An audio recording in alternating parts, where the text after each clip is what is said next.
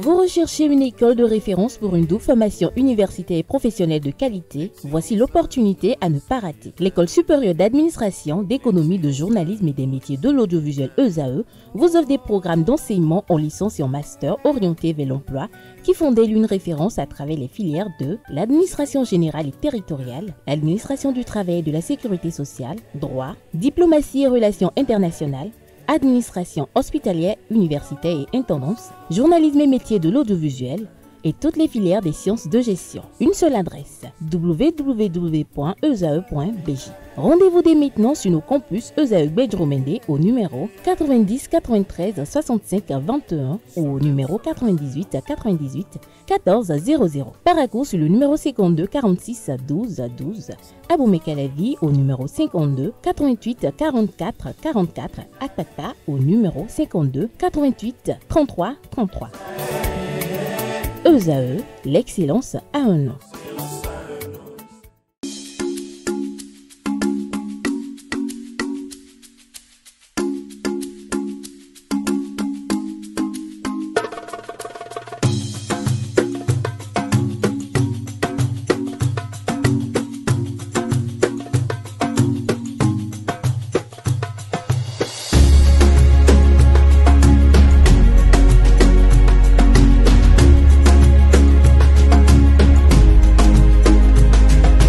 Dimanche 13 juillet 2025, amis internautes, bonjour et bienvenue sur ESAE TV. Il est 8h et c'est l'heure de l'invité. Aujourd'hui, nous allons recevoir pour vous quelqu'un qui est un acteur du système éducatif parce que nous venons de voir, les résultats des examens sont tombés et nous allons débattre un peu autour de ces taux vraiment élevés de ces résultats et en comparaison avec le niveau de nos apprenants que nous recevons dans les universités. Donc, c'est le thème de cette émission de ce jour et vous savez, comme d'habitude, je serai en compagnie de ma complice de tous les jours, Nasrine Fatoumbi. Bonjour. Bonjour, Kalis. Comment allez-vous? Très bien. Il y a eu des réussites dans votre famille? 100%. Waouh, super. On n'entend que ça maintenant. C'est la grâce de Dieu. Et celui qui va nous en parler le plus, il est là. C'est M. Caliste Kounouvor. Il est membre du bureau de l'association des parents d'élèves du CEG Bégamin, le plus ancien, sinon le premier collège d'enseignement général, c'était moyen général dans le temps, je crois. En tout cas, c'est de CMG, CEG. En tout cas, le premier collège du Bénin, c'est le CEG Bégamin qui a eu 60 ans l'année passée. Et il est avec nous aujourd'hui pour décortiquer avec nous les résultats scolaires de cette année scolaire 2024-2025. Monsieur Kounouvor, bonjour. Bonjour, monsieur le journaliste. Merci d'avoir accepté notre invitation. Merci à vous aussi. Bonjour, chers téléspectateurs. Merci de nous rejoindre parce que ce n'est pas la première fois que vous venez sur ce plateau. Oui. Vous étiez déjà venu avec d'autres casquettes. Oui, apparemment ici c'est chez moi. D'accord. Merci de nous adopter, de nous apporter de bonnes informations, surtout pour la gouverne de nos internautes qui nous suivent régulièrement. C'est pour la bonne cause. Merci. Et voilà, nous allons démarrer tout de suite cette émission et je vais laisser la priorité à ma collègue Nasrine Fatoumbi. Merci Caliste Kitoumé. Bonjour à nouveau Monsieur Caliste. Bonjour madame. Alors, sans plus tarder, on va parler des résultats des examens de fin d'année. Alors, moi j'ai quand même envie de vous demander quelle est votre appréciation des résultats de ces différents examens, notamment le baccalauréat. Je dirais que une très bonne impression et je remercie les acteurs du système éducatif de chez nous.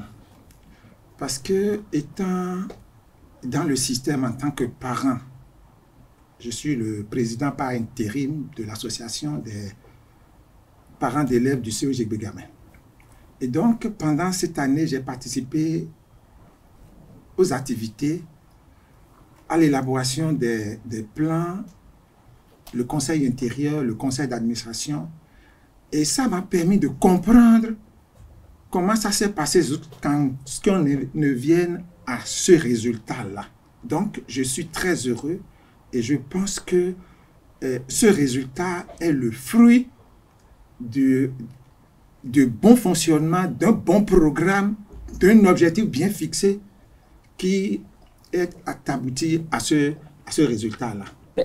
Monsieur Kounouvor, Nous avons remarqué, hein, cette année, c'est 68% de succès au baccalauréat. Oui. Et au BEPC, c'est 77,25%. Oui. Bon, c'est un peu, peut-être vous n'êtes pas trop concerné, mais 89,81%. Oui. Je pense que ces taux-là, est-ce qu'au cours de l'année scolaire, au Séjégbégame, il y a eu autant de personnes qui ont eu la moyenne en classe au moins? Oui.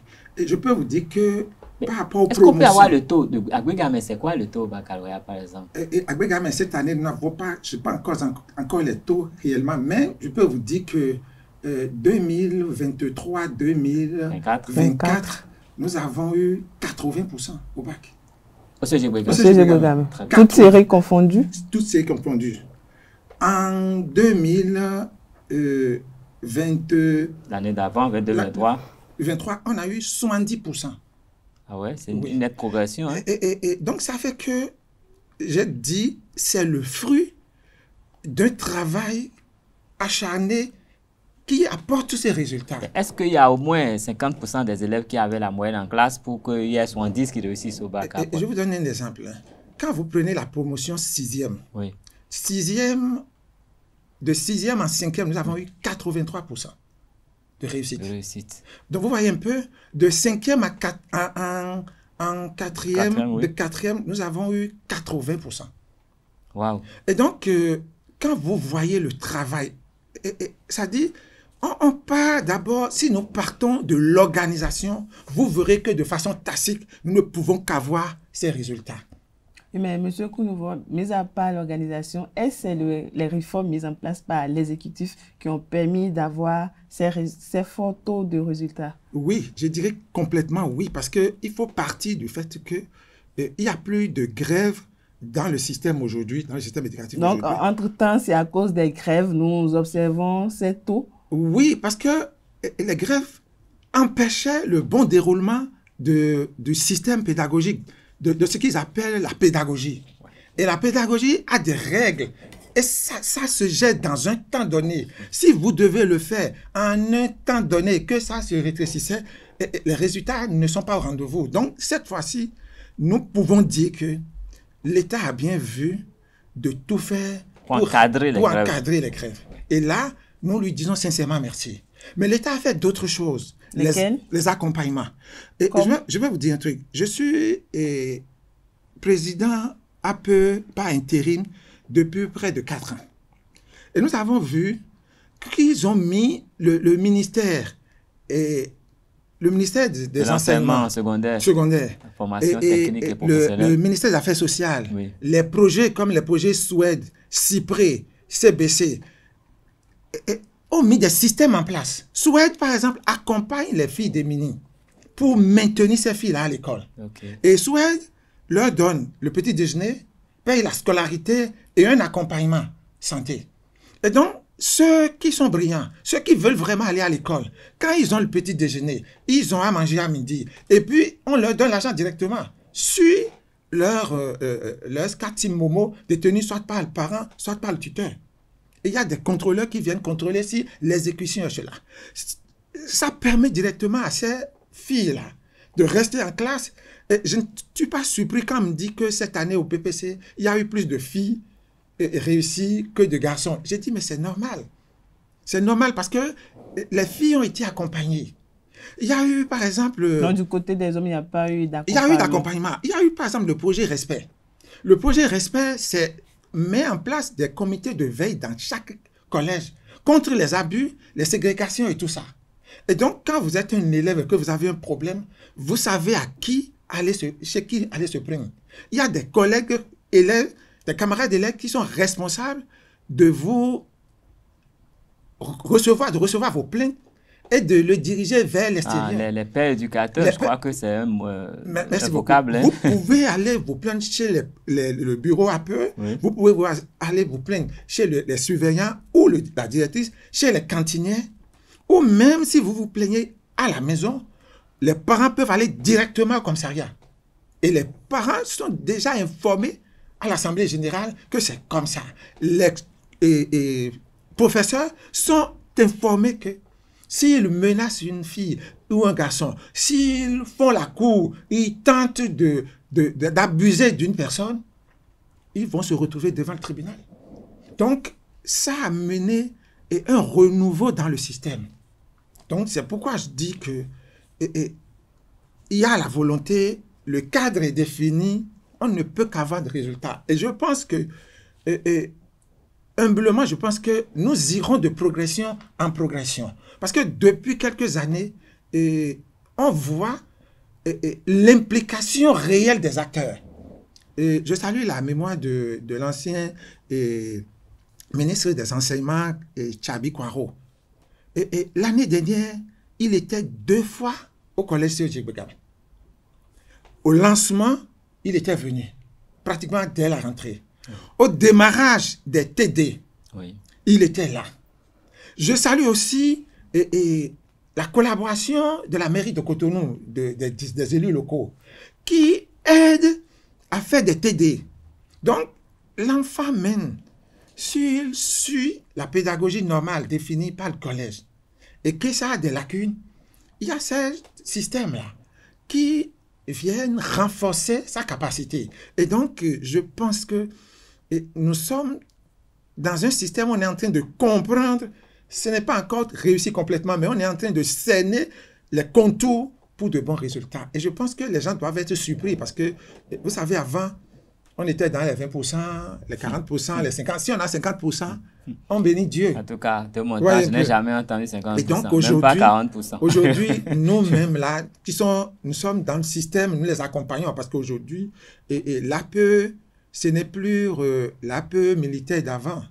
L'APE aujourd'hui, c'est un APE d'accompagnement, de vérification des choses, d'accompagnement et de tout ça. Donc, ça fait que l'implication de l'APE, l'accompagnement de l'APE par rapport au directeur, font que le fonctionnement, le cadre est vivable. Je vous donne un exemple. Et je passe par là pour remercier la directrice de Serge Gbegame, Madame Rachida Toro-Bagou. Depuis près de 3 ans, chaque rentrée, nous-mêmes, dans le budget du collège, nous faisons 100 bancs. Donc, quand vous verrez des bancs traînés, on n'a pas de bancs. Quand moi j'allais à l'école, quand vous voulez aller dans une école nouvelle, vous venez avec votre table banc. Sinon, vous n'êtes pas accepté en plus de la scolarité et tout. Aujourd'hui, l'État fait un travail dans ce domaine, la commune fait un travail dans ce domaine, mais les collèges sont incités. On les exhorte, on les motive à réaliser des choses. Et vous allez voir que nous, par exemple, les soixantenaires l'année dernière, nous l'avons utilisé pour renouveler l'établissement. Avec l'accompagnement du ministère, l'accompagnement de la directrice départementale qui nous a accompagnés complètement. Et nous avons fait appel aux anciens élèves, à l'association des anciens élèves. Et il y a une association, Sphinx Forever, qui nous a donné un équipement complet pour la musique et tout ça. Ah, c'était l'ancien auquel je sais, j'ai regardé. Merci beaucoup. Donc, les Jocelyn, les Hector, bon, les Lionel Wecker et tout. Des associations sont venues. Nous avons des podiums, des trucs qu'on peut utiliser pour l'éducation des enfants. Donc, des anciens élèves en association qui viennent payer la contribution pour les enfants déshérités. Et ça se passe, il y a cette année, l'année qui vient de finir. Oui, et nous avons eu 3 associations qui sont venues payer la contribution de ces enfants pour ces parents qui n'ont pas les moyens. Et comment vous arrivez à détecter ces enfants-là? Et vous savez, dans le cadre, dans un établissement, les surveillants généraux connaissent les parents, les orphelins, connaissent ceux qui ont des difficultés pour payer la scolarité. Et donc, ceux-là, il y a des parents qui payent ça déjà à la rentrée. Oui. Mais il y a des parents qu'on sait que l'année dernière, ils n'ont pas pu solder. On fait la liste de ceux-là. C'est-à-dire qu'il y a un suivi déjà dans le système. Merci, il y a un suivi des chances. Et si vous n'êtes pas dedans, vous ne pouvez pas comprendre. Et je vais vous raconter cette anecdote. Je suis très surpris quand vous venez dans le collège Serge Gbegame et que vous rencontrez les surveillants généraux pour dire je cherche tel élève ici. Oui. Il vous dit sa classe. Ils vous diront sa classe. Systématiquement. Donc vous avez un suivi de tout. Et ils vous diront ça. Ça dit que dans le système, quand on les met dans les conditions normales, les gens fournissent les efforts qu'il faut. Moi, j'étais très surpris. Si tu te dis, cet enfant-là, il est respectueux, il est ci, c'est ce que tu feras. Ça, j'ai remarqué ça chez les surveillants généraux. Ah oui. Alors, Monsieur Kali, si Carles Kitome le permet, vous avez pratiquement loué les efforts du gouvernement béninois dans le système éducatif. Mais selon vous, est-ce qu'il n'y a-t-il pas quelque chose à faire encore? Est-ce que les trous sont déjà, si je peux m'exprimer ici, ils sont bouchés définitivement? Non. Et je peux dire que il reste à faire par rapport au gouvernement d'abord.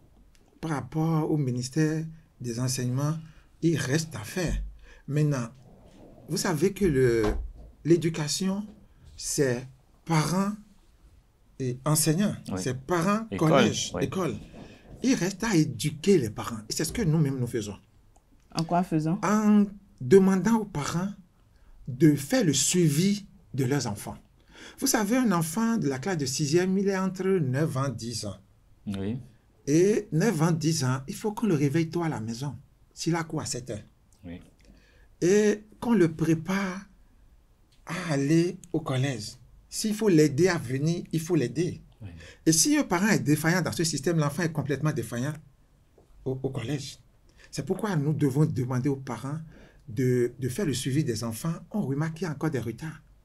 On remarque que les parents ne surveillent pas les enfants à la maison pour qu'ils fassent les exercices de maison.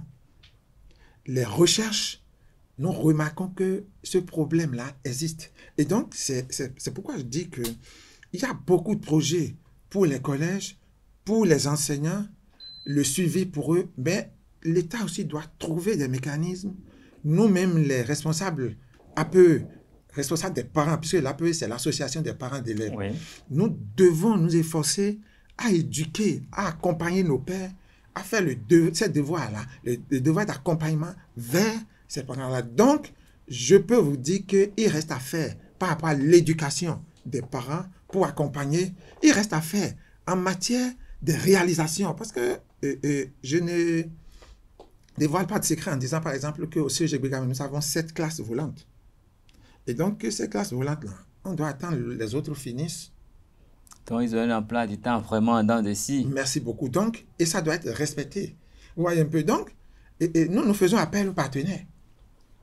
Nous faisons appel aux partenaires. C'est pourquoi nous remercions la CEDEAO qui a choisi de nous faire une salle informatique et 2 classes en plus dans le cadre du projet Impact CEDEAO.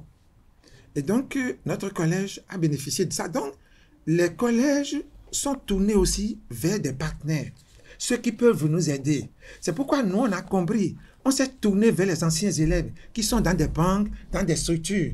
Si vous le permettez, l'ENSIA nous a renouvelé oui, notre... C'est vrai que des gens vous soutiennent. Nous n'allons pas pouvoir citer beaucoup de noms sur ce plateau. Oui, je sais, mais je ne dis pas ça. Donc, ces choses qui manquent aujourd'hui, c'est l'implication de certaines choses et demander à l'État de rénover les salles de classe. Parce que c'est les salles de classe... de 1960 Oui, de 1960, de 1900...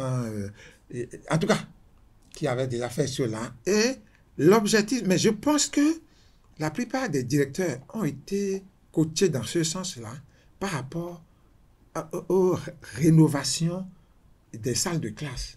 Aux rénovations, parce que quand vous circulez dans les collèges, oui. Vous voyez qu'ils font un effort. Oui. Ce n'est pas encore ce qu'il faut, mais ça arrive, ça a commencé. Oui, mais je vais surfer sur ce que vous venez de déclarer tout de suite par rapport aux infrastructures. Vous savez qu'il y a un collège non loin de Cotonou, le collège de Tangoué, et dont la superficie est même volés par d'autres personnes. Les élèves cohabitent avec des gens qui sont carrément sur la cour et ça crée même des problèmes d'insécurité. C'est un problème sérieux. Est-ce que l'Association nationale des parents d'élèves a quand même pris à cœur d'apporter une solution à ce problème qui se pose dans cette localité très proche de Cotonou? En matière de la fêtière de l'Association des parents d'élèves, oui. Cette fêtière s'implique complètement dans tous les problèmes que nous avons. Et nous avons des démembrements par commune. Oui. Et ces démembrements-là, c'est nous-mêmes qui constituons ces démembrements. Et donc, nous participons de façon réelle et rationnelle à régler des problèmes qui surgissent. Des fois, les problèmes que nous avons, c'est ceci. Et l'APE ne gère pas les problèmes d'affaires, des affaires domaniaux. Ok, d'accord. Et ces problèmes-là, nous ne pouvons que nous rapprocher des élus locaux, discuter que ici, c'est le domaine de l'État qui est réservé pour le collège. Si quelqu'un empiète là-dessus, on doit amener la personne devant qui de droit. Nous savons par exemple, je donne l'exemple que je maîtrise le plus, CEG Gbegame a été créé en 1964 par un décret du président Aroubadibé. On sait la superficie du collège, du terrain, de tout. Oui, un tout petit peu. Donc, si les gens utilisent... Est-ce que cette superficie est intégrale aujourd'hui? Oui, c'est intégral aujourd'hui. Personne n'a construit une maison Personne n'a construit une maison à droite. À droite. Mais le terrain de sport de Gbegame est complètement spolié, utilisé par tout le monde, ce qui empêche... Pour des activités sportives quand même. Pour des activités d'autres culturelles, d'autres choses. Et donc, nous nous sommes battus avec la directrice pour ramener ça dans l'ordre normal des choses. On peut utiliser, les collèges privés peuvent l'utiliser, mais le collège, les enfants du collège CEG Gbegame doivent l'utiliser d'abord. Ils sont prioritaires. On établit un emploi du temps. Les nôtres sont dans leur emploi du temps. Ceux qui viennent doivent, les étrangers qui doivent l'utiliser, savent qu'à telle période, ils ne peuvent pas l'utiliser. Et donc, dans certaines zones, il y a des ratés. Ouais, un peu. Donc, si ce n'est pas que les gens ont été recasés là-dessus, les gens pensent que c'est pour leurs aïeux, ils sont dessus. Mais nous devons respecter la loi et faire les démarches nécessaires pour déguerpir ces gens-là. Oui, mais pour le bon déroulement du programme, il n'y a pas que les infrastructures, il y a également les hommes.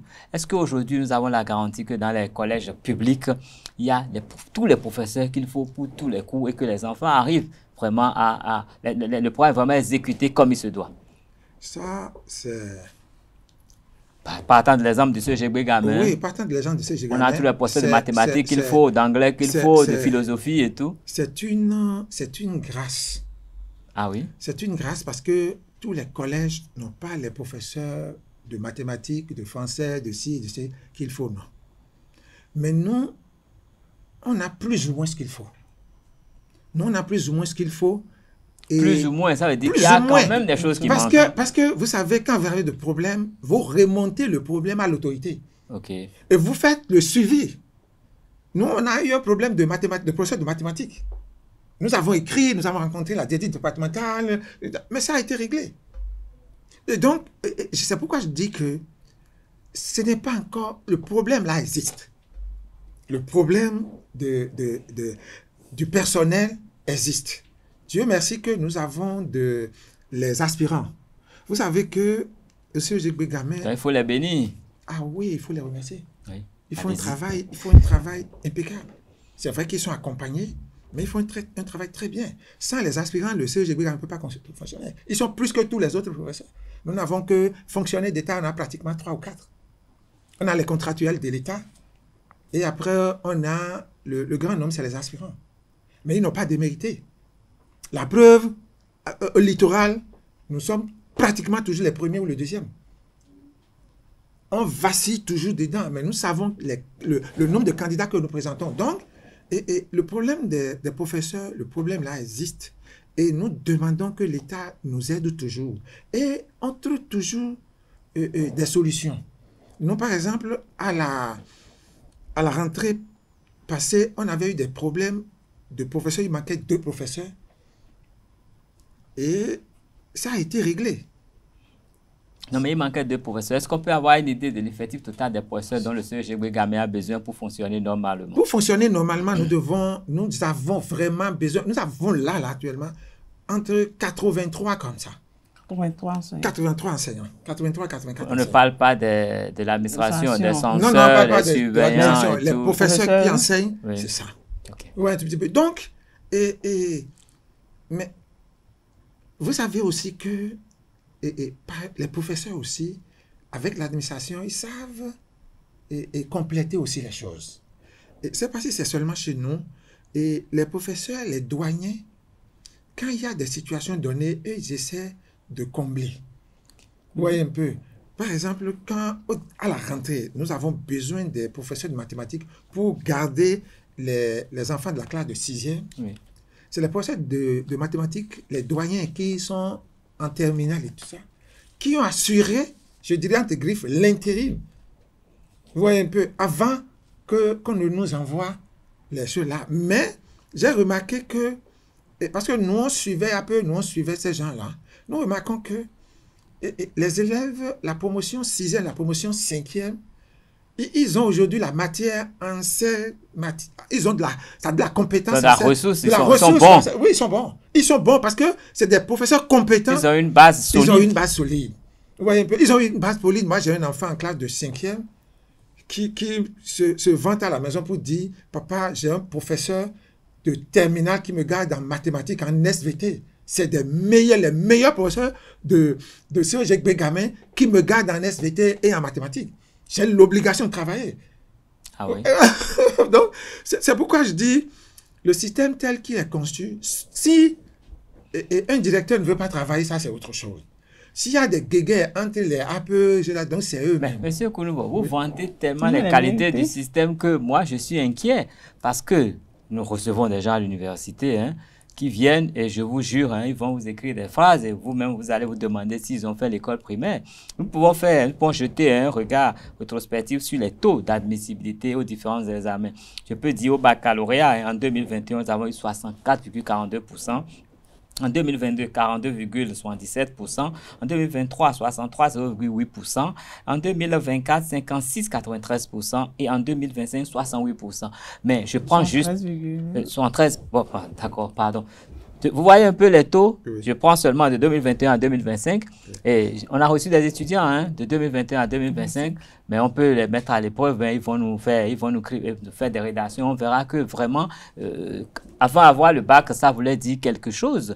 Est-ce que ces taux élevés ne cachent pas la faiblesse du système, ne cachent pas la baisse de niveau? Parce que tout le monde a le bac, mais la plupart ne valent pas le bac en griffe. Merci beaucoup. Et vous dites cela en se basant sur le niveau en français? Non, pas que le français. Je prends pour exemple. Je prends pour exemple. En mathématiques, c'est pire. Je ne veux pas aller loin. Attendez. J'ai dit que vous dites cela en partant de la langue française. La langue d'enseignement. La langue d'enseignement. Le système a été biaisé un peu par rapport aux réformes de l'approche par compétence, où les enfants, à un moment donné, n'ont pas fait le syllabaire. Et ça est en train d'être corrigé. Vous voyez un tout petit peu. Et nous pouvons dire que dans le système, je ne dis pas qu'il y a des relégats, il y a des gens qui ont un niveau faible. On n'a pas eu 100%. Et quand vous voyez les résultats même de cette année-là, oui. Et regardez le taux de personnes qui ont échoué. C'est très mince. C'est combien? Ils sont moins de 30% de toute façon. Maintenant, si vous avez une classe, oui. Monsieur le journaliste, si vous avez une classe, oui. Et que 30 personnes échouent, sur 100. Sur 100, vous n'êtes pas inquiet? Forcément. C'est ça, parce que le problème, on pense que c'est déjà trop bon. Non, c'est même à revoir. Vous voyez un tout petit peu. Il y a un travail à faire. C'est pourquoi je dis, quand vous voyez le système, c'est parce qu'on a eu pendant longtemps des piètres résultats, des résultats qui... Nous sommes habitués à cela. Mais on avait quand même de bons produits. On pensait qu'on avait de bons produits. On pensait, oui, parce qu'on pensait, parce que je vous dis un truc. Oui. On pensait qu'on avait de bons produits, oui. Qui savaient réciter les choses, mais qui ne savaient pas réfléchir. Excusez-moi le thème, qui ne savaient pas réfléchir. Non, mais je vous assure, hein, quand vous prenez un enseignant, non, mais quelqu'un qui a eu le CEPE entre-temps, oui. Mais il vous fait une rédaction, mais celui qui a l'université même, il est d'accord. Je suis entièrement d'accord. Et c'est les choses qu'il faut corriger aujourd'hui. Je vous le dis, c'est des choses qu'il faut corriger aujourd'hui. Mais quand nous prenons aujourd'hui, et je vous ai dit dès le départ qu'aujourd'hui, c'est l'approche par compétence. Oui. Et il faut obliger l'enfant à observer, à réfléchir, à donner. Et cela. Ce n'est plus, on vise qu'il parle la langue, mais aujourd'hui aussi, c'est une obligation qu'il puisse bien s'exprimer dans la langue du travail. Et donc, ces problèmes-là que vous vivez, et nous le sentons aussi, ces problèmes-là, de quoi vous parlez là. Nous le sentons. Et les choses sont mises en place pour corriger. Sinon, je vais vous donner un exemple. Le système, même à l'intérieur des collèges, nous avons prévu des TD. Gratuit. TD payants ou gratuits? Gratuit. Il n'y a pas eu de TD payant dans les collèges. Et qu'est-ce que les politiques viennent faire dedans après? Non. Attendez. Et quand nous disons que nous faisons tel nombre de TD, oui. Et ce tel nombre de TD-là amène les enfants à tel niveau. Oui. Vous voyez un peu. Et si nous faisons ci, ça va corriger ça et ça. Okay. Et c'est dans ce cadre-là que les élus, pas les élus, la mairie, l'administration locale, puisqu'il est aussi tutelle, accompagne pour apporter le plus qu'il faut pour régler ces problèmes-là. Attendez. C'est la mairie qui a accompagné ou le maire? Non, c'est la mairie qui a accompagné. Dans d'autres localités, vous avez d'autres personnalités politiques qui ont fait. J'ai dit à Cotonou, c'est la mairie. Ce n'est pas Luc Atropo. Ce n'est pas Luc Atropo. C'est la mairie qui a accompagné. Vous voyez un petit peu, mais c'est déjà un remerciement, puisque le conseil et son maire ont décidé d'accompagner les collèges. Non, mais vous parlez de l'approche par compétence. Oui. Je sais qu'on commence à étudier l'électricité depuis l'école primaire. Oui. On allume les lampes, les gens ils finissent. Ils sont en terminale, ils sont finis, mais ils ne sont pas en mesure de réparer les lampes à la maison. Et où est la compétence acquise? Attendez. Et nous venons sur un autre pan de la chose. Oui. Ils ont tous le bac. Quand nos enfants sortent, oui. Il faut qu'on les envoie en stage. Il faut qu'on les envoie en stage. Par exemple, moi-même, je suis dans le cas. J'ai un enfant qui a fait F4 génie civil. Il vient de finir. Il a la technique. Il faut l'envoyer faire le pratique. Et là, il faut se battre pour lui trouver. L'école essaie, mais nous-mêmes aujourd'hui, il a déjà son bac. Son école ne peut plus l'envoyer en stage. C'est nous-mêmes qui allons rechercher les endroits où il doit aller et faire son stage. Et ça doit se faire dans un temps donné. Les enfants sont pressés. Et au collège, ça dit pressés d'être sur le marché de l'emploi. D'être sur le marché de l'emploi. Quand vous finissez, il y a un nombre d'heures, de mois que tu dois faire pour valider chaque classe dans les écoles techniques. OK. Oui, un peu. Oui. Si l'enfant valide ces classes-là, il a l'UV dans ce domaine. Oui. Oui, un peu. Et donc, l'État pense qu'il est capable de faire la chose. Mais le forgeron, c'est un forgeron qui devient forgeron. Vous voyez un peu. Et donc, il faut l'envoyer maintenant en stage. Il a beau être ingénieur, il a beau être cela. Il doit aller se mettre sous un technicien de longue date, même si le technicien a le CEP, le technicien n'a que le CAP. Il doit se mettre derrière lui et apprendre sur le terrain. Ben, ça veut dire que nous devons saluer l'initiative de la formation technique que le gouvernement est en train de prendre. Parce que quand les enfants ils vont à l'école et ils n'ont pas la pratique, ils sont pires que ceux qui n'ont pas été à l'école. Celui qui ne sait pas, c'est mieux que celui qui ne connaît pas bien. Oui. Et donc, même dans les collèges, il faudrait trouver le système pour qu'il y ait assez de pratique, assez de TD, de travaux pratiques, des travaux pratiques, pour que les enfants puissent allier les connaissances théoriques à la pratique. Je suis entièrement d'accord avec vous. Entièrement, c'est ce que l'État a mis en place aujourd'hui. Et ça, les parents comprennent. Moi-même, j'avais mes enfants au collège. J'ai 4 enfants. Mais quand j'ai compris, j'ai mis 2 au lycée technique. Et je suis content d'eux parce que celui qui a eu son bac cette année me dit, papa, mon avenir est très clair. J'ai une vision que je comprends. Je sais là où je veux. Je le taquine, je dis, mon fils veut être maçon. Oui, un peu, il va être un bon maçon. Et je lui dis, tu iras en pratique, tu vas commencer par les B.A.B.A. du terrain. Savoir faire les briques, savoir faire ceci, savoir faire ça. Et c'est ça qui te permettra d'être un grand entrepreneur demain. Et je fais mon devoir comme ça. Ce n'est pas nécessairement pour travailler pour l'État. Oui, un tout petit peu. Donc, mais je pense que ça va être corrigé. Ce que vous entendez, ça existe. Et l'État doit réfléchir par rapport à ça. Et la manière dont l'État est en train de procéder là, c'est la bonne manière. Nous travaillons ensemble. On envoie les techniciens, nous discutons ensemble. Et je vous pose un autre problème. Le problème des services à l'école. Oui. Et vous savez que nous, les parents, ne sommes pas d'accord. Nous pensons qu'il faut corriger un peu les enfants. Ah oui? On vient... Vous voulez que la chicotte non, revienne? non, attendez. C'est la présence du gendarme. La peur du gendarme. Hein? Fait le commencement de la sécurité. Vous voyez un tout petit peu. Et c'est ce que nous expliquons aux gens. Et ils nous expliquent le bien fondé du bannissement de cette logique-là. Vous voyez un peu. Et nous comprenons et nous, la responsabilité que nous devons prendre. On nous l'explique. Vous voyez un peu. C'est pourquoi j'ai parlé de la formation, de l'éducation pour que les parents puissent faire le suivi de leurs enfants. Donc, c'est simplement. Monsieur Kalis Kounouvou, oui. Nous sommes à la fin de cette émission. Oui, on n'a pas vu le temps passer, oui. Mais nous avons vraiment échangé. Je retiens votre dernier mot. On a besoin d'éduquer les parents pour qu'ils puissent vraiment accompagner et les élèves et le système éducatif pour qu'on puisse avoir un succès total.